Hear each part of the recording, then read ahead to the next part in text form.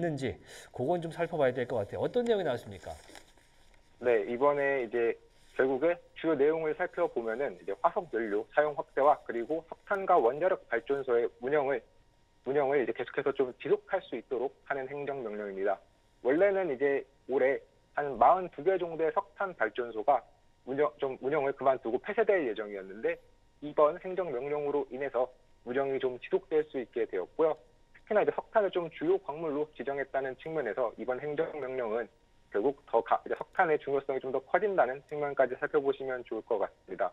그런데 이제 이번 결국 안 자체가 어떻게 보면 석탄을 주요 광물로 삼지만 그것이 뭐 하나의 뭐 성장 동력으로 삼겠다라기보다는 앞으로 이제 계속해서 석탄을 지금 수준으로 유지를 해서 향후에 있을 이 에너지 증가 발전하는 데 있어서 최소한 베이스라인을 꾸준히 깔아주겠다라는 의견으로 또 보시면 좋을 것 같은데요.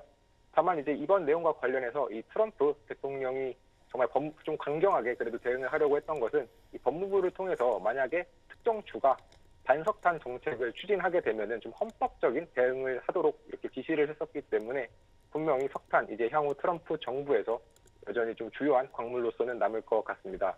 그리고 이와 관련해서 이 다보스 포럼 당시에 좀 화제가 되었던 발언을 좀 살펴보면은 그 당시에 이제 굉장히 이 AI와 관련된 인프라 그리고 제조업을 리쇼어링하는 과정에서 결국 각 공장마다 에너지 발전소를 두고 만약에 원한다면 그 연료는 뭐 천연가스든 아니면 다른 신재생이든 자유롭게 사용하되 백업으로 석탄까지도 사용할 수 있게 하겠다라고 하면서 사실 이미 이전부터 좀 트럼프 대통령은 석탄과 관련해서는 계속해서 주요 광물원으로 유지를 하려고 했다는 점도 같이 알아두시면 좋을 것 같고요. 특히나 그러다 보니까 결국 이러한 정책들 결국 다 모두 전력망 강화를 위한 겁니다. 앞서 말씀드렸던 것처럼 결국에 리쇼어링 그리고 AI를 통한 인프라를 깔려면은 더 많은 전력이 필요한데요.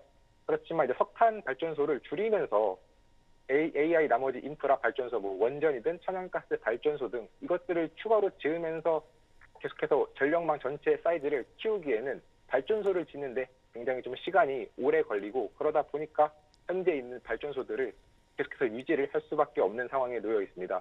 이와 관련해서 에너지부 장관 같은 경우는 결국 전기 생산을 5에서 10년간 유의미한 상승을 하기 위해서는 이 석탄 발전소가 폐쇄되면은 안 된다. 즉 현재 수준을 유지해야 된다라고 하는 것이 그 맥락과 같다고 살펴보시면 좋을 것 같고 또 이런 행정명령으로 인해서 결국 어제 이 피바디 에너지 같은 경우는 이제 대표적인 이제 미국의 주요 석탄 채굴 기업인데요. 이 피바디 에너지 주가 이제 굉장히 큰 폭으로 좀 상승을 했었고 또 이번 소식과 관련해서 또다시 살펴볼 이 AI 인프라 기업들 다시 한번 좀 주목을 받을 기업들 중에서는 역시나 좀 대표적인 이 원전 에너지인 컨스텔레이션 에너지가 있습니다.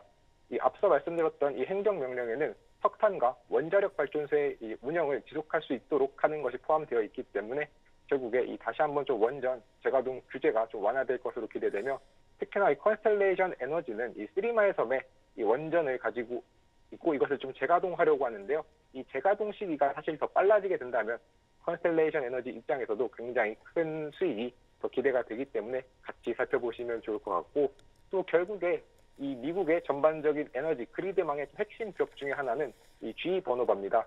이 기업은 뭐 천연가스 발전소 아니면 각종 발전소에 필요한 부품들 아니면 이 그리드망을 운영하는 소프트웨어까지 굉장히 다양한 이 에너지와 관련된 기업들과 그 부품들을 가지고 있기 때문에 이 기업들이 결국 이 에너지망 트럼프 정부의 에너지 신에너지 정책에서는 수혜를 볼 수 있는 기업이라는 점도 다시 한번 살펴보시면 좋을 것 같습니다.